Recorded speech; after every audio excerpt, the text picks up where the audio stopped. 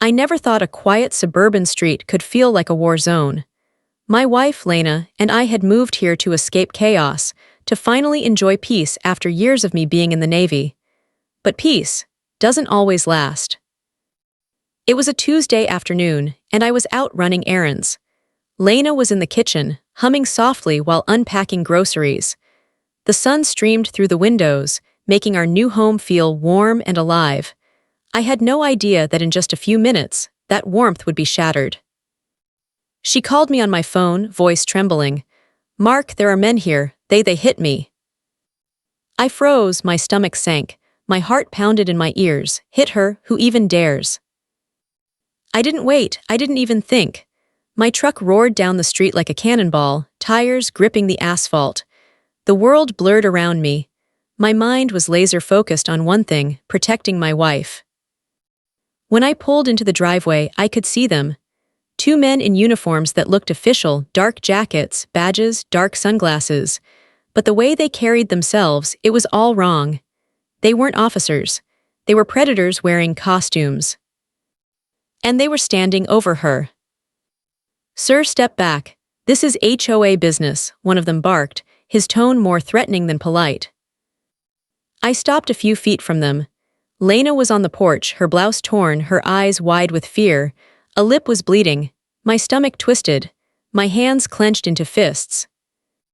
"They're not HOA. They attacked my wife," I said, my voice low, but cold, sharp enough to cut through the tension like a blade. One of the men smirked, stepping closer. "Ma'am, step aside, sir, you need to calm down." And then he tried to grab her again. That's when something inside me clicked.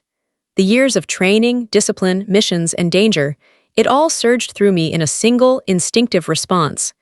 In one motion, I grabbed the first man's wrist, twisted, and he crashed into the lawn with a thud.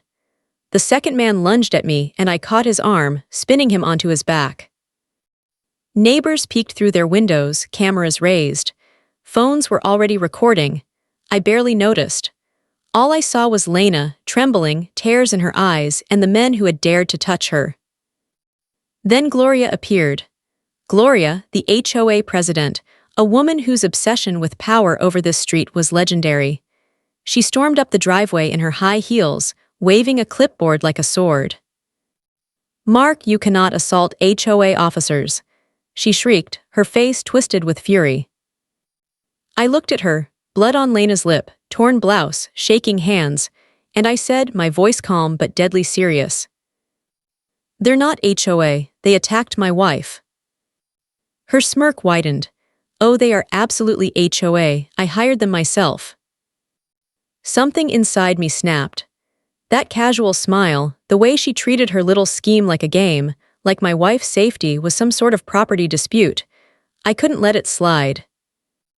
The air grew heavy. You could hear the tension crackling like static before a storm. The first man stirred, muttering something under his breath, clearly realizing that he had misjudged the situation. Lena's hand found mine. Her fingers were trembling, but her grip said more than words ever could. "I'm scared, but I trust you." Sirens wailed in the distance. I could hear the faint shuffle of approaching boots. And yet, even as the law arrived, my focus never left those men or Gloria. One step, one wrong move from them, and this afternoon would turn from intimidation into tragedy. My mind raced through options: defense, protection, immediate neutralization if necessary. And as I stood there, the wind catching the hem of Lena's torn blouse, the fear in her eyes mirrored by my own fury, I realized one thing. This wasn't just about a property dispute anymore. It was personal. I took a deep breath, coiled like a spring, ready for whatever came next. The men froze, unsure now. Gloria, too, stopped yelling and watched me carefully, realizing that maybe, just maybe, she had awakened a force far beyond her control. I stepped forward, and the first punch flew. The moment that first punch landed, the air changed. It was as if the quiet suburb around us vanished, leaving only Lena, the two men, Gloria, and me standing in a bubble of tension so thick it could choke you. My heart was still hammering, adrenaline coursing through every vein.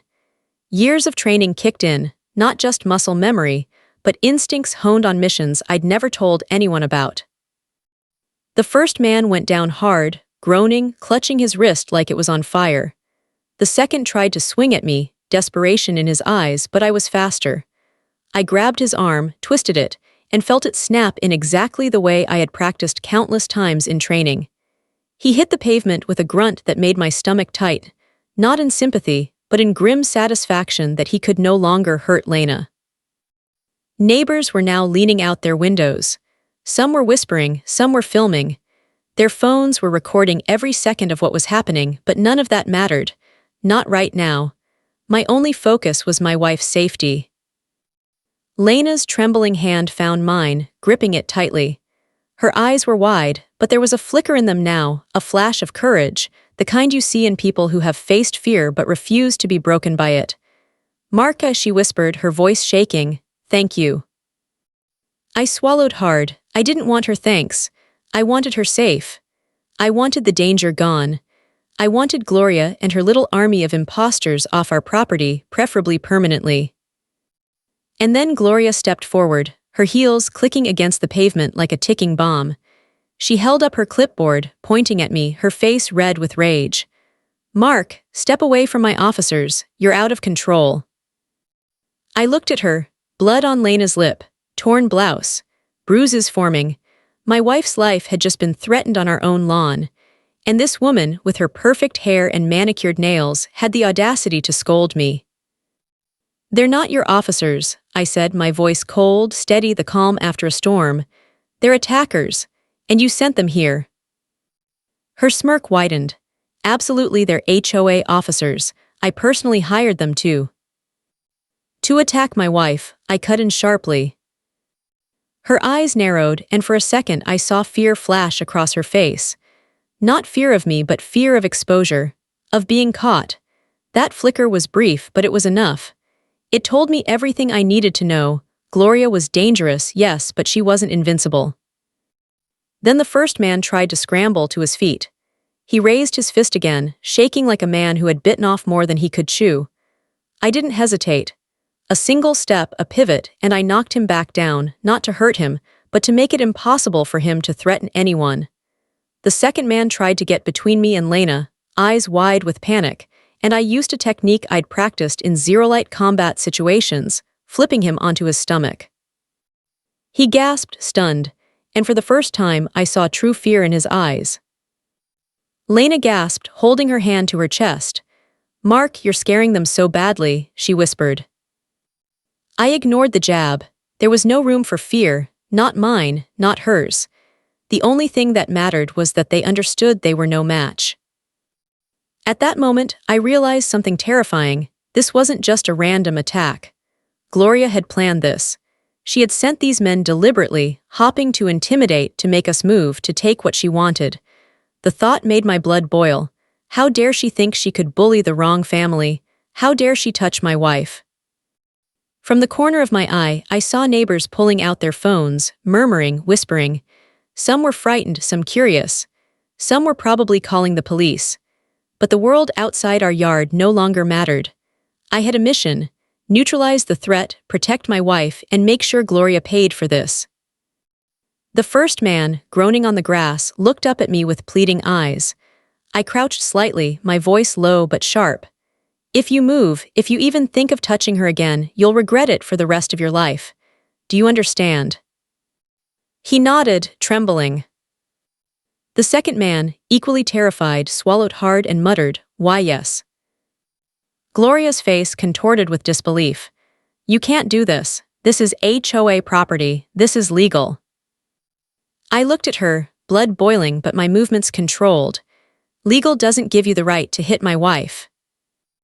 At that moment, the sound of sirens echoed down the street. Real police, not fake badges, not imposters, real authority coming fast. The men's faces went white, and Gloria's smirk faltered. She realized she had miscalculated badly. I felt Lena's hand squeeze mine again. Her fear was still there, but it was mixed with trust, with relief. She knew I'd protect her. She knew we'd survive this. But even as the sirens grew louder, I knew this was just the beginning. Gloria's obsession with control wasn't over.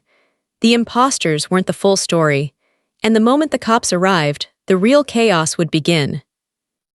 The SUV screeched to a halt in front of our house, and Gloria's eyes met mine. She whispered, barely audibly, "You have no idea what's coming." The wail of sirens grew louder, echoing off the houses on our quiet street. The adrenaline pumping through me was sharp and focused, like a laser. Lena's hand was in mine, trembling slightly, but I could feel her trust, her confidence in me. And at that moment, it wasn't just about protecting her, it was about exposing the truth. Police cars skidded to a halt in front of our driveway. 2 officers jumped out, guns holstered but alert. Their eyes scanned the scene. 2 grown men lying on the ground, groaning, and a man standing over them with an intensity that made it clear. He wasn't someone to be messed with. Gloria stepped forward, like a seasoned actor in a drama she'd rehearsed 100 times. "Officers! He attacked my HOA personnel," she shrieked, her voice rising with panic that was almost comical if the situation weren't so serious. I took a slow step forward, keeping my tone calm but firm. "These are not your officers. They attacked my wife. Check their badges." The police officers glanced at the men on the ground. One of them crouched and picked up the ID from the first man. He held it up and frowned. Plastic, misspelled words, an expired badge, nothing official. The officers exchanged a look, a silent conversation passing between them. "Ma'am," one officer said to Gloria, "these aren't registered security officers or HOA personnel." Her smirk faltered, replaced by a flicker of panic. They're supposed to be. "They're imposters. They attacked my wife." I cut in, gesturing toward Lena, who was now clutching a towel to her lip. Blood had dried slightly and her eyes were wide but fierce. She had always been calm, rational, but seeing her hurt, seeing the fear in her, I felt the last shreds of patience leave me. Then the first man groaned, finally speaking. His voice quivered. Okay, she hired us, but it's complicated." Gloria's eyes widened in horror. "What did you just say?" The man pointed shakily at Gloria. "She made us do it. She said we had to make them leave. She wanted them scared, Mark's wife, the house." His voice faltered, and he trailed off. The second man nodded frantically. "Yeah, she told us if we didn't scare them, she'd make sure we got in trouble, I swear." The police officers turned to Gloria. Her face had drained of color, her perfect facade was cracking. She began, stammering. Lena's voice, firm but quiet, cut through the chaos. "They attacked me, that's the truth, everything else is lies." One of the officers stepped closer to her. "Ma'am, do you have any evidence?" I held up my phone, showing the video from our doorbell camera. The officers watched in silence, eyes widening as they saw the push, the shove, the fear in Lena's eyes. Every second of it was undeniable. Gloria's lips trembled. That's edited, that can't be real." I didn't argue. I simply let the footage speak for itself. Every shove, every threatening gesture, every moment of fear, the video told the story more clearly than any argument ever could. For the first time, I saw true fear in Gloria's eyes. She realized that this time, she wasn't in control. The men she had hired, the plan she had orchestrated, it was unraveling before her very eyes. Lena turned to me, brushing a strand of hair from her face. "Mark, thank you." Her voice was quiet, but it carried the weight of everything that had just happened.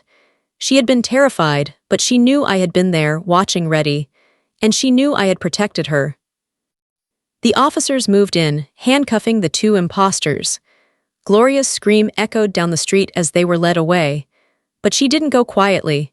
She glared at me, her eyes burning with a hatred that promised this wasn't over. I watched her go, my heart still pounding, my mind racing. This was only the beginning. The fake officers were gone, but Gloria's obsession with control, with power, was still very real. She had underestimated me once. She would not make that mistake again. I pulled Lena close, feeling the weight of what had just happened settle around us. My protective instincts didn't fade with the danger, they sharpened. And I knew, with absolute certainty, that whatever Gloria tried next, we would be ready. Just as I thought the nightmare was over, Gloria's voice carried across the lawn, quiet but filled with menace.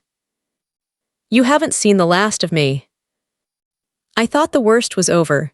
The fake officers were gone. Gloria's threats had been shouted across the lawn, echoing into the street. I breathed a little easier as I helped Lena inside, checking her lip and bruised arm. But deep down, I knew the danger wasn't finished. Gloria's obsession with control ran far deeper than anyone could imagine. That evening, as we tried to settle back into some sense of normalcy, our doorbell rang. I froze. It was late, and I hadn't expected anyone. Lena gave me a worried look as I approached the door cautiously. Outside stood a neighbor holding a crumpled envelope. "It's for you," he said softly.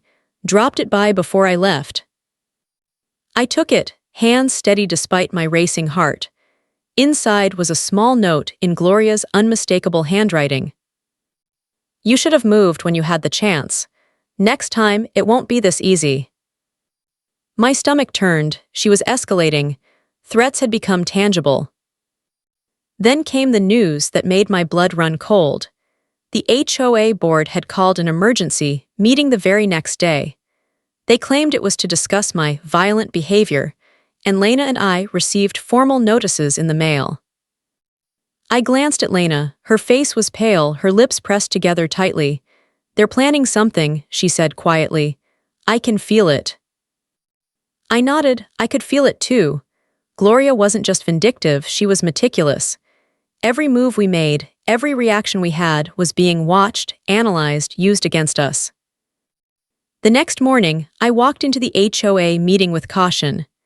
The boardroom was filled with familiar faces, neighbors who smiled politely but whose eyes were cold with judgment. Gloria sat at the head of the table, clipboard in hand, a smug smile plastered across her face. "Mr. Mark," she began, voice sweet as poison, "your behavior over the last few days has been concerning. The HOA board must consider action." I held my head high, refusing to show fear. "Concerning? You mean when you hired fake officers to attack my wife?" A murmur ran through the room. Gloria's face reddened, but she raised a hand to silence the whispers.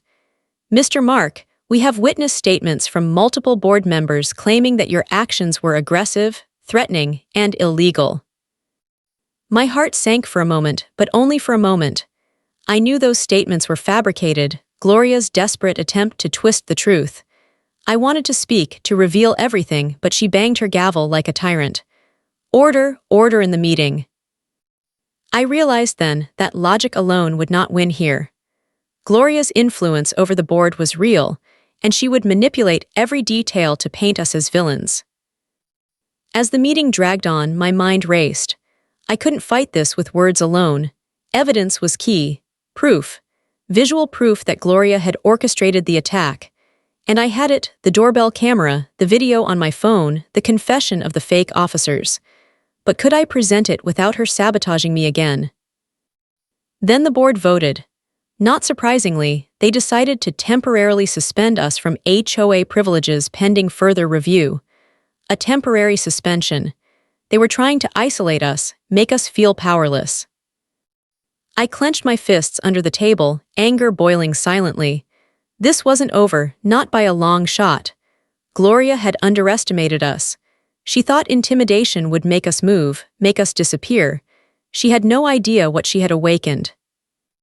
That night, as Lena and I sat on the porch in silence, the cool breeze ruffling our hair, I looked out at the street. Trash cans had been flipped, mailboxes bent, and a shadow moved across our lawn. I didn't panic. I had learned to see danger before it arrived. "They're still watching," Lena whispered, resting her head on my shoulder. "I know," I said, voice low but steady. "But they don't understand who they're dealing with. This isn't just a fight over property. This is about protecting our home, our life, and each other. And I don't lose." Her hand squeezed mine tightly. Fear was still there, yes, but now it was mixed with trust, with determination. She knew I wouldn't let Gloria win. And in the distance, I saw Gloria's car parked at the edge of the street. She sat there, watching, smirking, waiting for her next move. But she had no idea. Whatever she tried next, I was ready. That night, I caught a figure sneaking toward our backyard with a flashlight. My pulse jumped. Whoever it was, they weren't leaving without consequences. The sun hadn't even fully risen, and I already felt the weight of Gloria's obsession pressing down on me. The previous night's intrusion wasn't random, it was a warning. Someone had been sneaking around our backyard, testing our defenses, probing for weakness. And Gloria, she was orchestrating every move. Lena and I tried to eat breakfast, but neither of us could focus. Every creak in the house, every rustle outside, set my nerves on edge. I kept my eyes on the front window, scanning the street, my mind running through every possible scenario. We weren't just fighting fake officers anymore. We were in a battle of strategy against a woman who thought rules, manipulation, and intimidation could control anyone. Then came the HOA's official notice. A thick envelope slid under our door.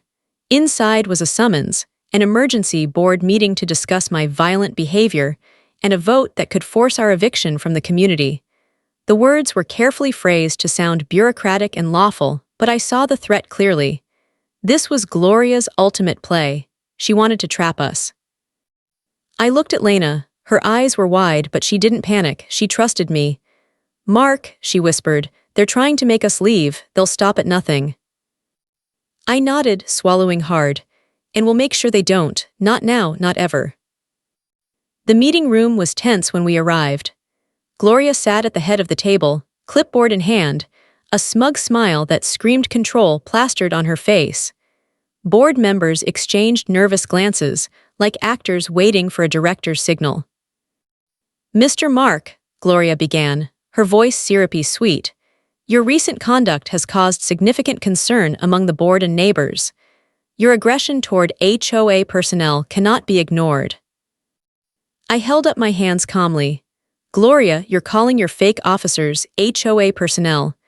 Everyone here saw the video, every witness will confirm it. They attacked my wife plain and simple." A murmur ran through the room. Some neighbors exchanged glances, whispering under their breath. Gloria's smirk faltered slightly, but she was quick to recover. "Objection overruled," she said theatrically. "We will continue the vote." They voted. As expected, the board tried to suspend us from HOA privileges while further review was pending. A temporary suspension. They thought isolating us, making us feel powerless, would break our resolve. I realized something then. Logic alone wouldn't win this battle. Gloria was cunning, methodical, and ruthless. She would manipulate evidence, twist words, and try to trap us at every turn. What we needed wasn't argument. It was proof, undeniable evidence that exposed her for what she really was. And I had it. The doorbell camera footage, the confession from the imposters, even the audio of their threats, all of it was mine to wield. But I needed the right moment to strike. One wrong move, and Gloria could claim interference, intimidation, or defamation.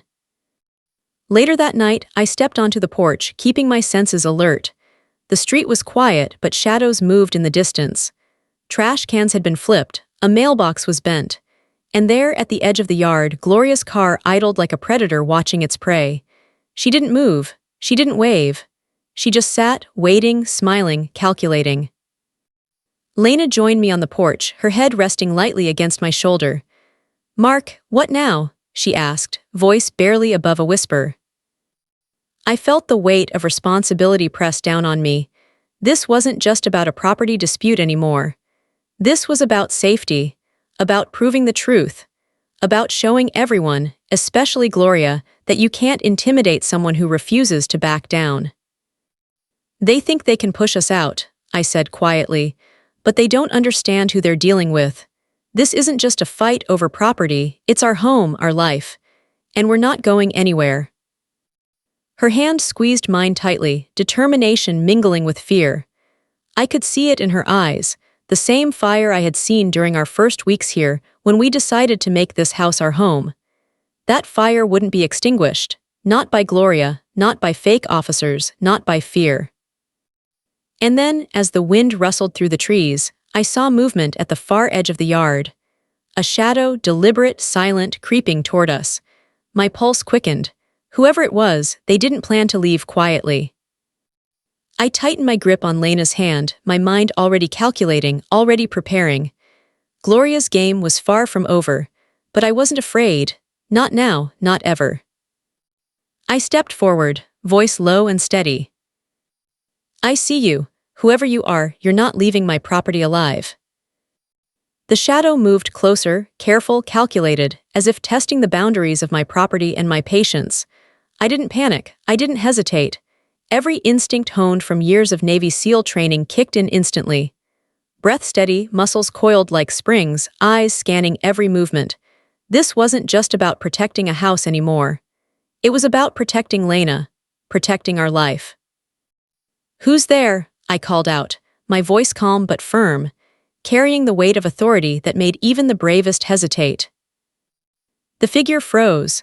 A man, one of the board members, slowly stepped into the light, hands raised in mock surrender. His eyes were wide, sweat glistening on his forehead. "Mark, I swear, it's not what it looks like. Gloria, she made me do it." I didn't relax, not for a second.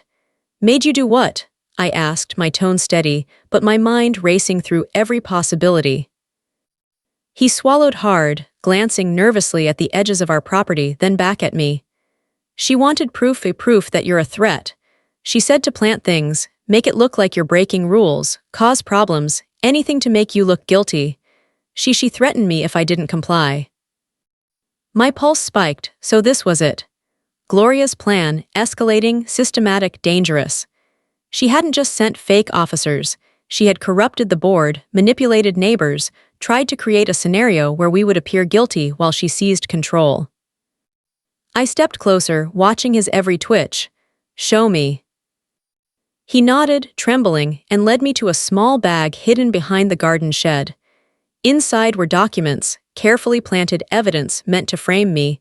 Illegal substances, false signatures, everything Gloria had concocted. I took out my phone and recorded him confessing everything. Every word, every detail, every plan Gloria had forced him into. The board member's fear was palpable, genuine. He wasn't acting anymore. He was a puppet untangled by the truth. Meanwhile, Lena watched silently from the porch, her hand gripping mine. Her presence grounded me. She had seen the worst of what Gloria was capable of, and yet, here she was, steady, fearless in her support. As I finished recording, a chill ran down my spine. Gloria, she was still out there. I could feel her watching, waiting for the perfect moment to strike again. She thought she had us trapped, but she underestimated one thing: a man who had spent years in the deadliest environments on the planet doesn't panic. Not in the face of fear, not when someone attacks his family. Then a sound from the edge of the yard caught my attention, a car door slamming, tires crunching gravel. Gloria, she was close, too close. I turned slowly, phone in hand, keeping the confession recording active. There she was, standing at the edge of the property, smirking like she owned the world. "Impressive, Mark," she called out, her voice dripping with malice. "You think you've won? You think this ends here?" I didn't answer immediately. I studied her. Every inch of her posture, every subtle movement. She was dangerous, yes, but she was also exposed. She had orchestrated everything, and yet here she was within my line of sight, no backup, no disguise, vulnerable. I stepped forward, phone still recording, voice calm but low. "You're done, Gloria. Every move you've made, every lie, every scheme, it's all on this tape. You tried to scare us. You tried to intimidate us. And it failed." Her smirk faltered. Anger replaced it, raw and visible. You can't." "Watch me," I said, taking another step closer. "The police, the HOA inspectors, everyone will see what you've done. You don't intimidate my wife, you don't manipulate me, and you sure as hell don't touch what's mine." She froze, realizing I wasn't bluffing. She hadn't expected resistance like this. She hadn't expected a Navy SEAL. Lena stepped forward beside me, eyes blazing. "It's over, Gloria." For a moment, there was silence. Then Gloria ran. She didn't plot, didn't scheme. She ran straight for her car, hopping to escape. I knew better, I didn't chase. The proof was already recorded. She couldn't hide from the law, not anymore. I turned back to the board member, still trembling, and whispered, "You did the right thing. Now tell the truth, expose her."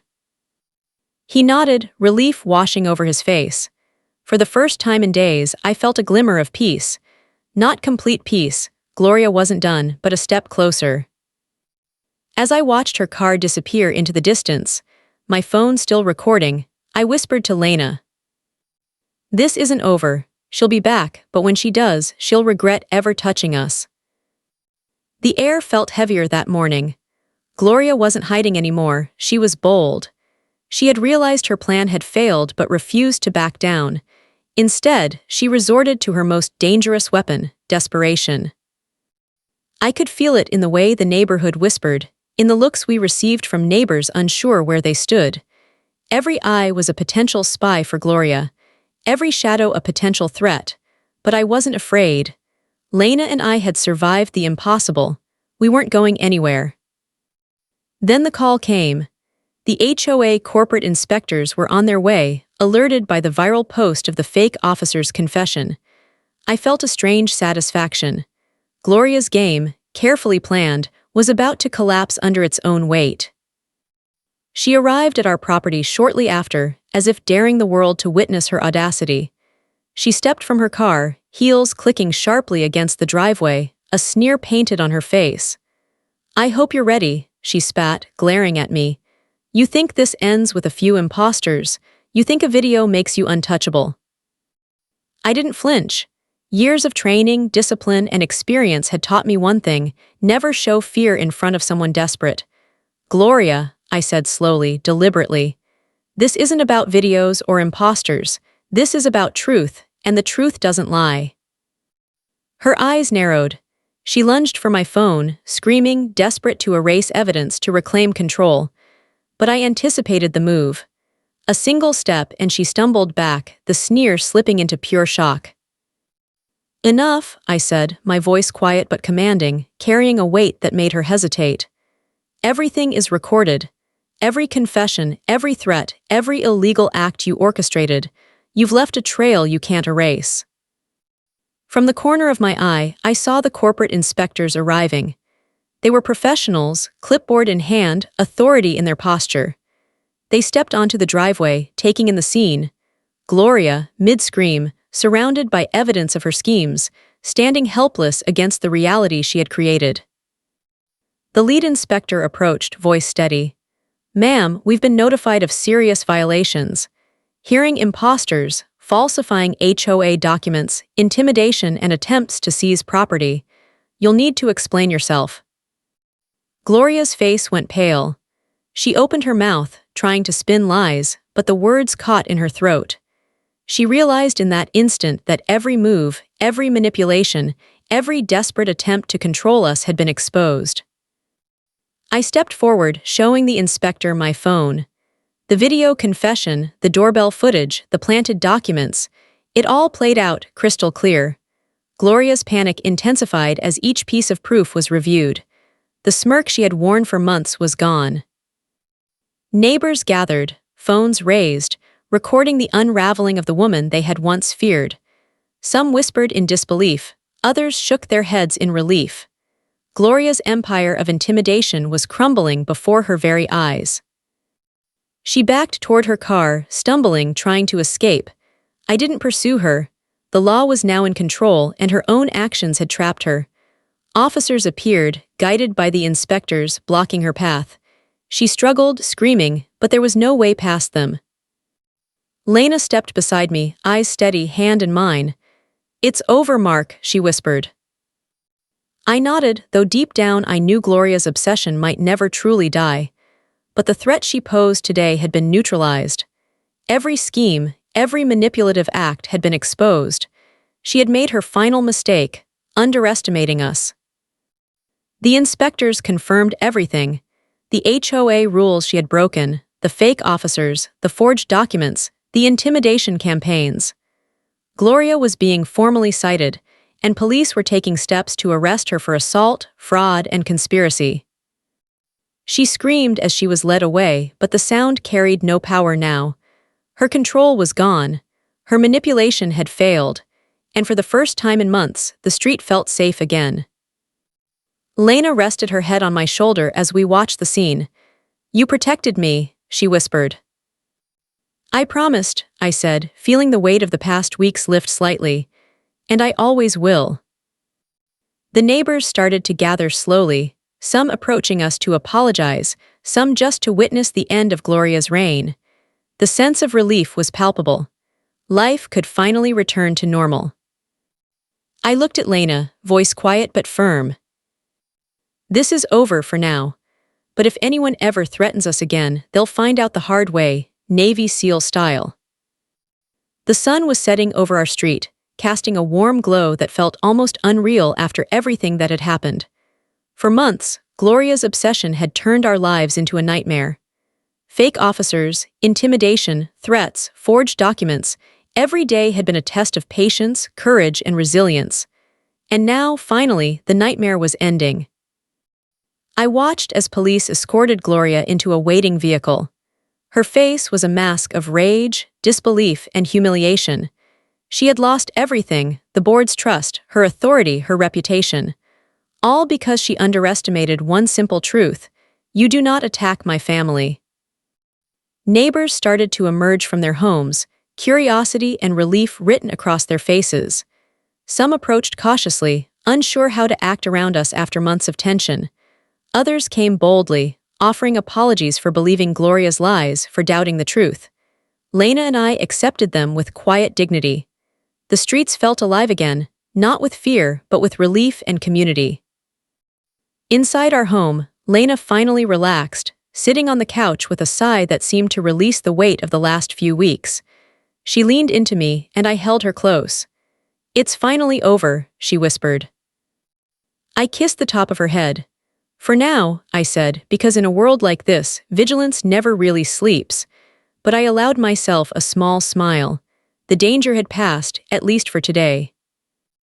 The HOA corporate inspectors remained for a final review, confirming Gloria's violations, her illegal actions, and the intimidation campaigns she had orchestrated. Their report was thorough, leaving no room for doubt.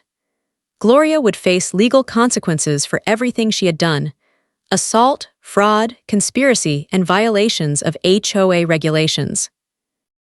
And as the inspectors left, I felt the last remnants of tension in the neighborhood dissolve. Other board members resigned or were replaced, unwilling to be associated with the chaos Gloria had created. The new board, elected by neighbors who had witnessed the truth firsthand, promised fairness, transparency, and respect. For the first time, I felt like our home truly belonged to us again. That evening, Lena and I walked hand in hand through our backyard. The air was warm, the scent of blooming flowers drifting on a gentle breeze. Our lawn, once a stage for threats and intimidation, now felt like a sanctuary. I looked at Lena, her eyes reflecting the last light of the day, calm and beautiful despite everything she had endured. "You know," she said quietly, "I never doubted you, not for a second."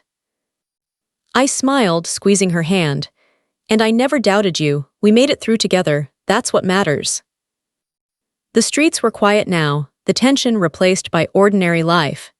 Kids rode bikes, neighbors waved from porches, and the occasional dog barked in the distance. It was a simple suburban evening, but after everything, it felt extraordinary. Peace wasn't just the absence of danger, it was the presence of safety, trust, and love. I thought back to the fake officers, the threats, Gloria's obsession. The adrenaline, fear, and anger we had endured, it all seemed surreal. But it had also shown me something important. No matter how powerful or cunning someone might appear, truth, courage, and loyalty always have a way of prevailing. I glanced at Lena one more time. "We'll never let anyone threaten us like that again," I said. She nodded, a small, determined smile on her lips. "And if they do?" I finished her sentence for her, voice low, confident, and a little playful. "They'll meet Navy SEAL Mark." We laughed softly, the sound carrying through the quiet neighborhood. For the first time in months, there was no fear, no tension, no games, just peace. Later that night, I sat on the porch alone for a moment, staring at the stars. Gloria's reign was over. Our neighborhood was safe. Our home was ours again. And I knew this. No matter what threats might come in the future, we were ready, together. Because at the end of the day, some things are non-negotiable. Family, love, safety. And when someone crosses that line, they will learn the hard way. There's no coming back. I looked at the house, at Lena sleeping peacefully inside, and whispered to myself, our home, our life protected, and nothing, no one will ever take it from us. Every HOA has a story on HOA Headaches. You'll hear the ones they tried to bury. Subscribe today.